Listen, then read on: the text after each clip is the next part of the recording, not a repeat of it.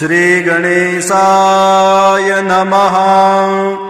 नारायणस्तुतिः।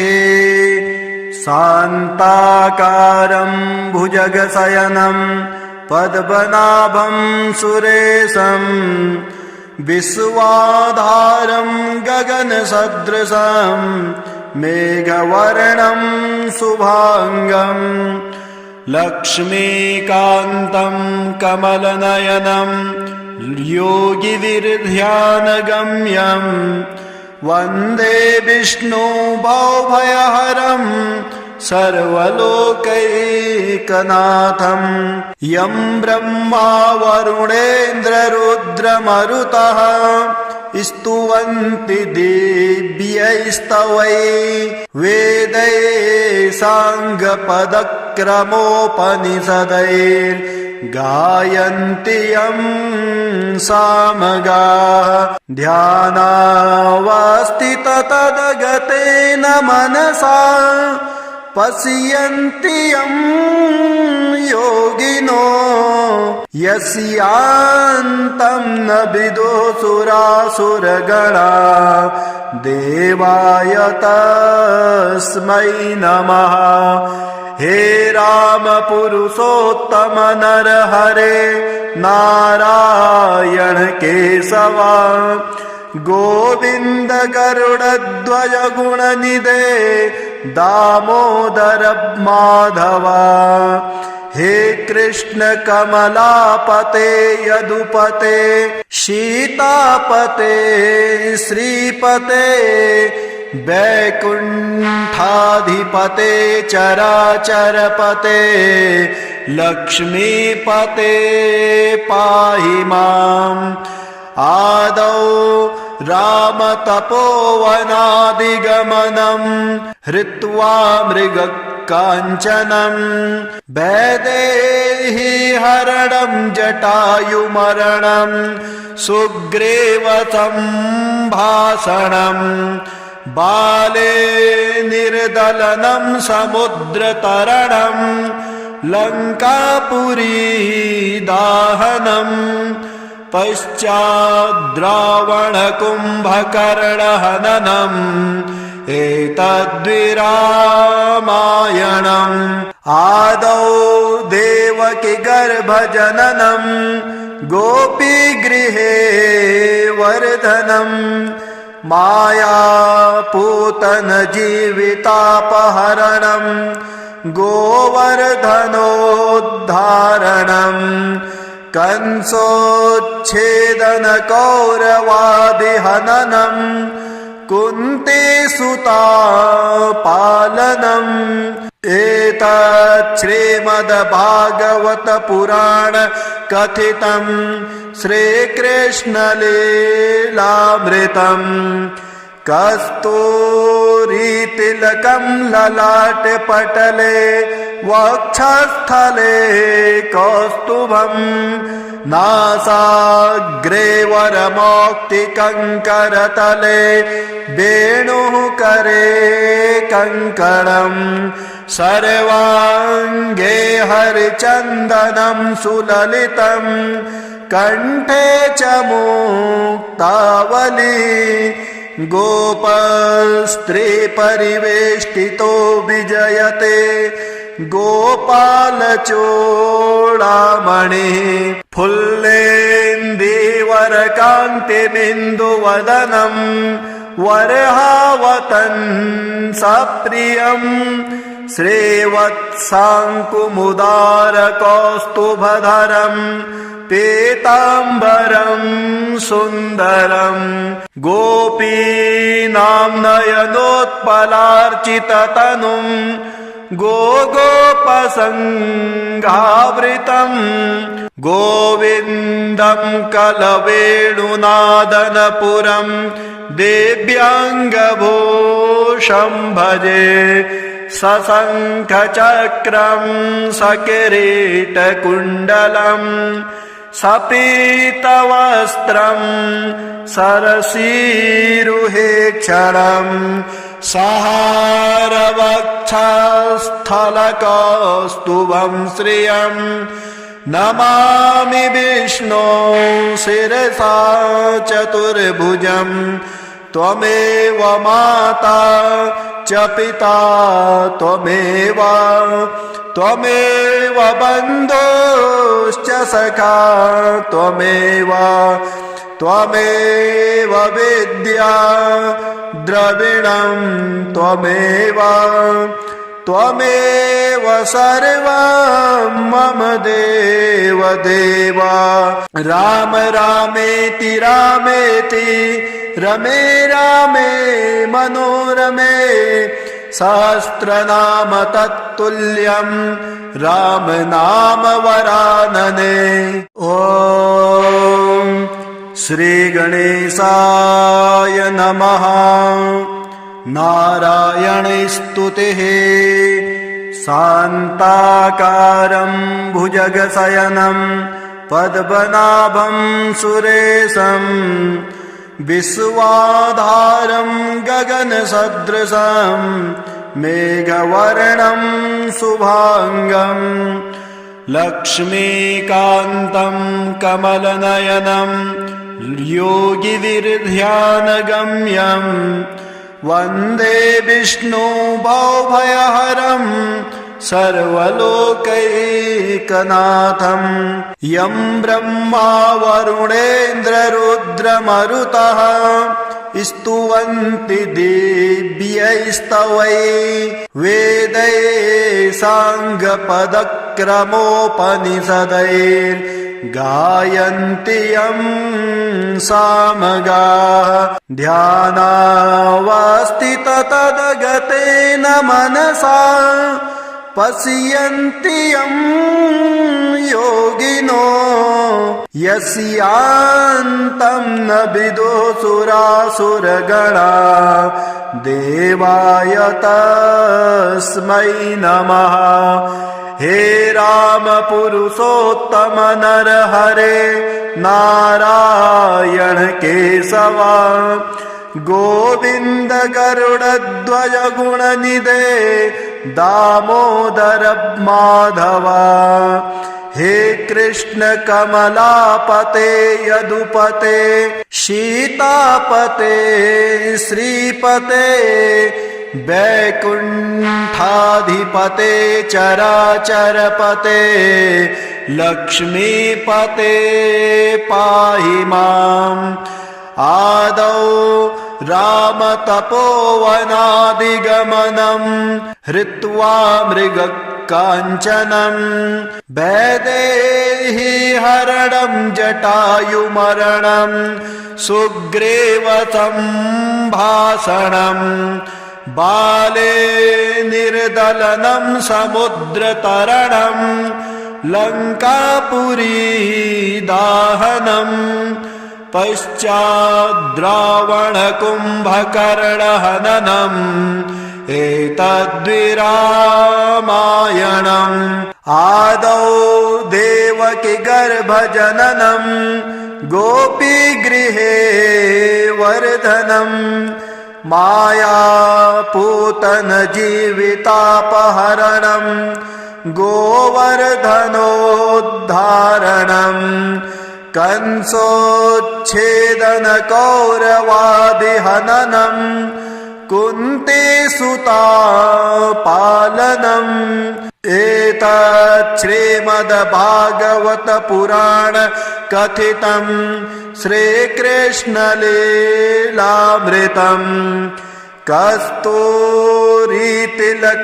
ललाटे पटले वक्षस्थले कौस्तुभं नासाग्रे वरमौक्तिकङ्करतले वेणुः करे कङ्कणम् सर्वाङ्गे हरिचन्दनं सुललितं कण्ठे च मुक्तावली गोपस्त्री परिवेष्टितो विजयते गोपालचूडामणिः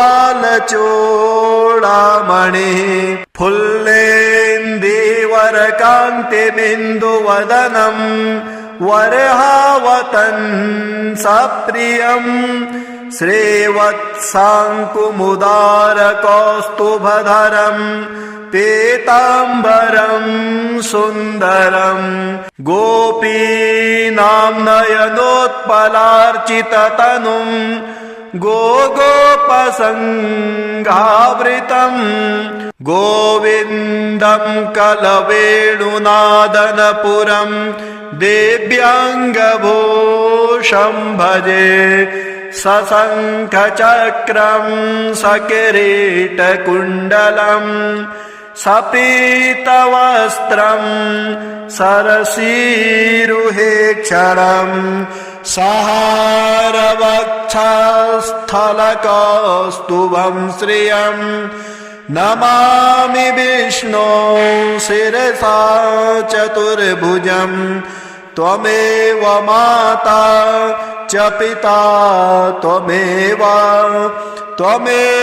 बन्धुश्च सखा त्वमेव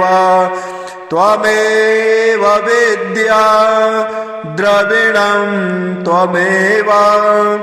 त्वमेव सर्वं मम देव राम रामेति रमे रामे मनोरमे सहस्रनाम तत्तुल्यं राम नाम वरानने। ॐ श्री गणेशाय नमः।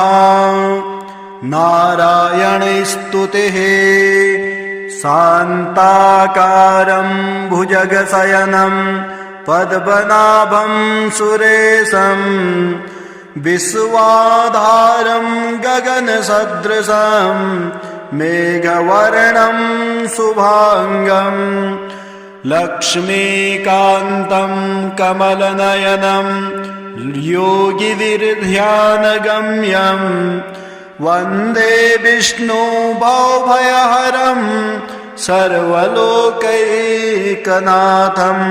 यं ब्रह्मा वरुणेन्द्ररुद्रमरुतः स्तुवन्ति दिव्यैस्तवैः वेदैः साङ्गपदक्रमोपनिषदैर्गायन्ति यं सामगाः ध्यानावस्थिततद्गतेन मनसा पश्यन्ति यं योगिनो यस्यान्तं न विदुः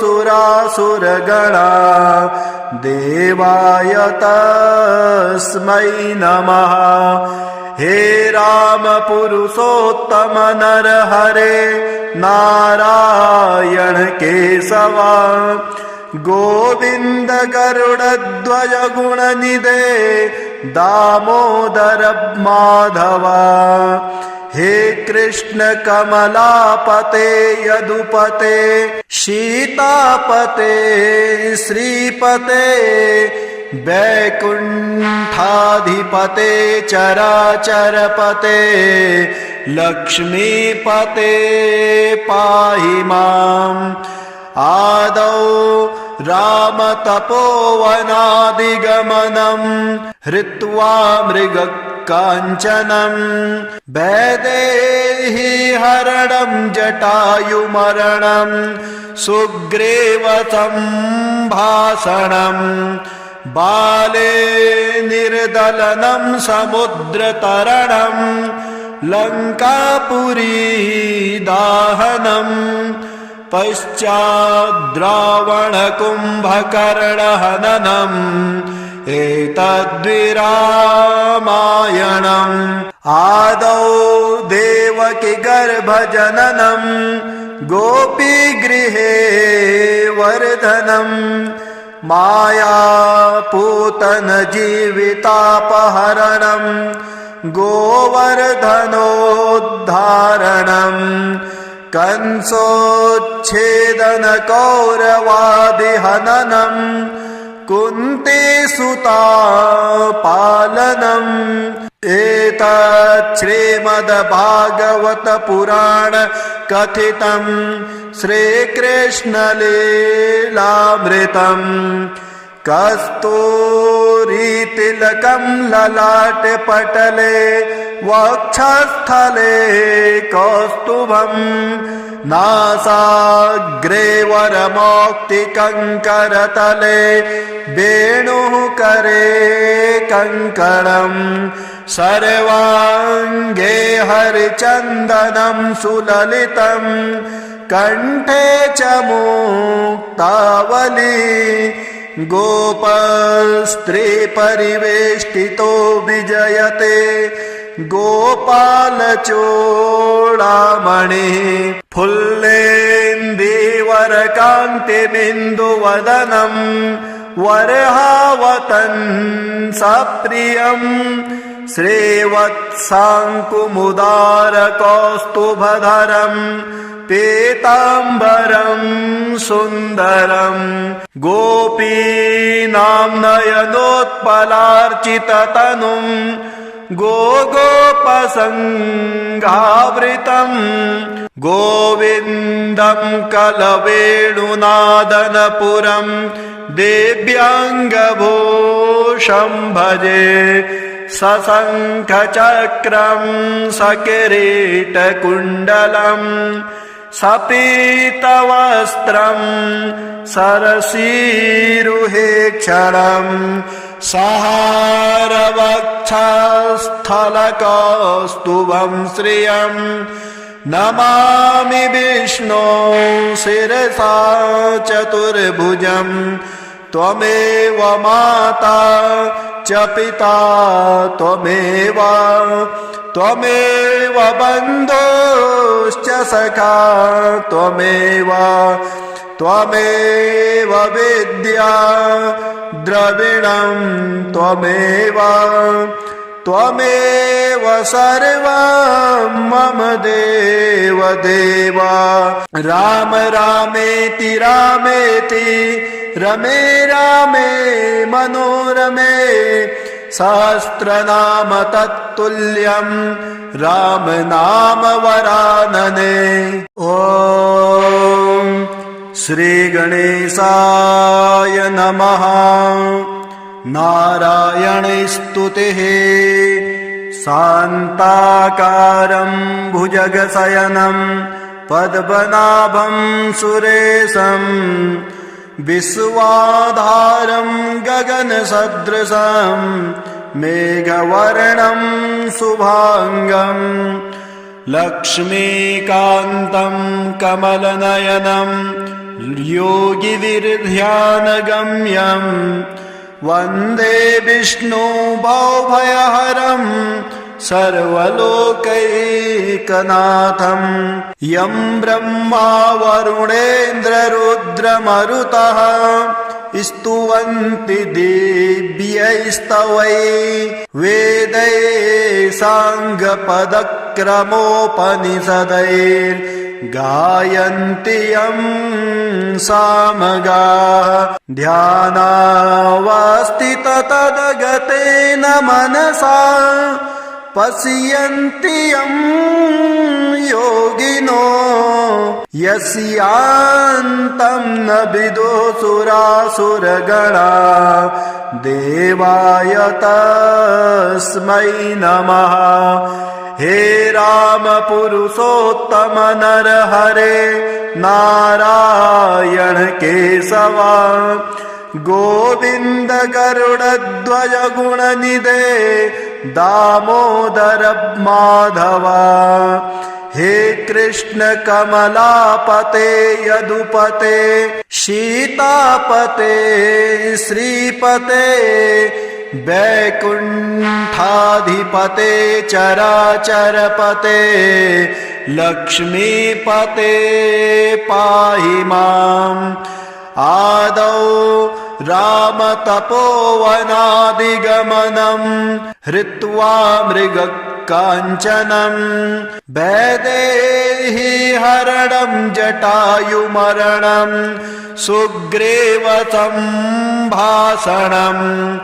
बाले निर्दलनं समुद्रतरणं लङ्कापुरी दाहनं पश्चाद्रावणकुम्भकर्णहननम् एतद्विरामायणम् आदौ देवकी गर्भजननम् गोपीगृहे वर्धनम् मायापूतन जीवितापहरणम् गोवर्धनोद्धारणम् कंसोच्छेदन कौरवादिहननम् कुन्तीसुता पालनम् एतत् श्रीमद्भागवत पुराण कथितम् श्रीकृष्णलीलामृतम् कस्तूरीतिलकम्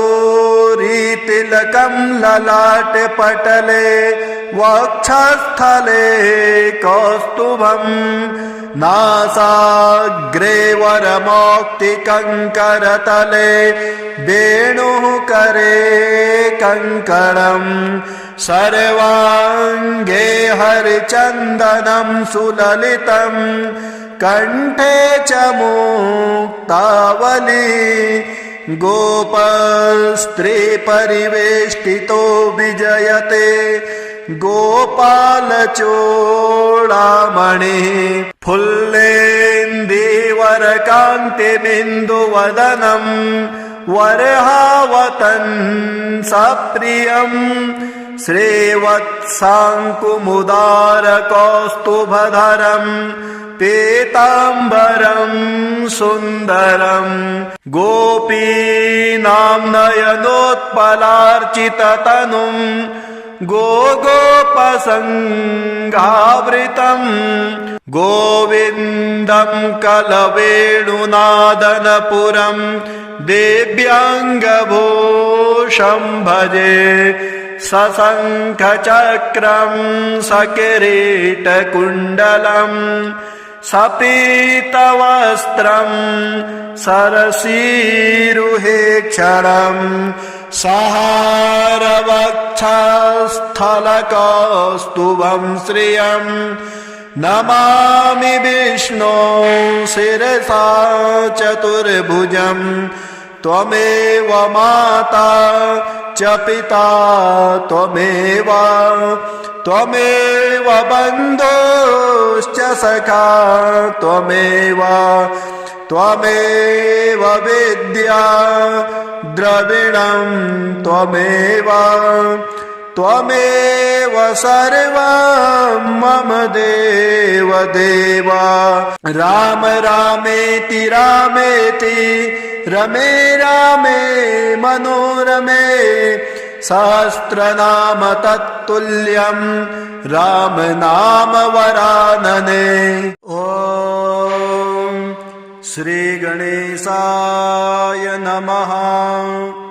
नारायण स्तुतिः शान्ताकारं भुजगशयनं पद्मनाभं सुरेशम् विश्वाधारं गगनसदृशं मेघवर्णं शुभांगं लक्ष्मीकान्तं कमलनयनं योगिविर्ध्यानगम्यं वन्दे विष्णु भवभयहरं सर्वलोकैकनाथं यं ब्रह्मा वरुणेन्द्ररुद्रमरुतः स्तुवन्ति दिव्यैस्तवैः वेदैः साङ्गपदक्रमोपनिषदैर्गायन्ति यं सामगाः ध्यानावस्थिततद्गतेन मनसा पश्यन्ति यं योगिनो यस्यान्तं न विदुः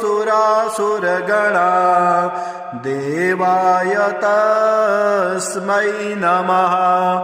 हे राम पुरुषोत्तम नरहरे नारायण केशवा गोविंद गरुड़ध्वज गुणनिधे दामोदर माधवा।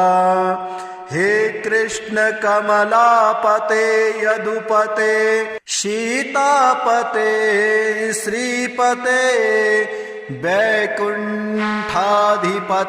चराचरपते लक्ष्मीपते पाहि माम्।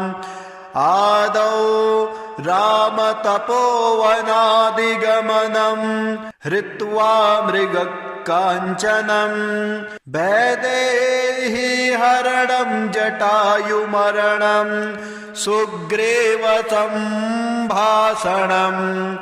बाले निर्दलनं समुद्रतरणं लङ्कापुरी दाहनम् पश्चाद्रावणकुम्भकर्णहननम् एतद्विरामायणम्। आदौ देवकी गर्भजननम् गोपीगृहे वर्धनम् मायापूतन जीवितापहरणम् गोवर्धनोद्धारणम् कंसोच्छेदन कौरवादिहननम् कुन्तीसुता पालनम् एतत् श्रीमद्भागवत पुराण कथितम् श्रीकृष्णलीलामृतम्। कस्तूरीतिलकं ललाटे पटले वक्षस्थले कौस्तुभम् नासाग्रे वरमौक्तिकङ्करतले वेणुः करे कङ्कणम् सर्वाङ्गे हरिचन्दनं सुललितम् कण्ठे च मुक्तावली गोपस्त्री परिवेष्टितो विजयते गोपालचूडामणिः फुल्लेन्दीवरकान्तिबिन्दुवदनम् वरहावतंसप्रियम् श्रीवत्साङ्कुमुदारकौस्तुभधरम् पीताम्बरं सुन्दरम् गोपीनां नयनोत्पलार्चिततनुम् गोगोपसङ्घावृतम् गोविन्दं कलवेणुनादनपुरम् दिव्याङ्गभूषं भजे सशङ्खचक्रं सकिरीटकुण्डलम् सपीतवस्त्रं सरसीरुहेक्षणम् सहारवक्षस्थलकौस्तुभं श्रियम् नमामि विष्णो शिरसा चतुर्भुजम् त्वमेव माता च पिता त्वमेव बन्धुश्च सखा त्वमेव विद्या द्रविणं त्वमेव सर्वं मम देव राम रामेति रमे रामे मनोरमे सहस्रनाम तत्तुल्यं राम नाम वरानने।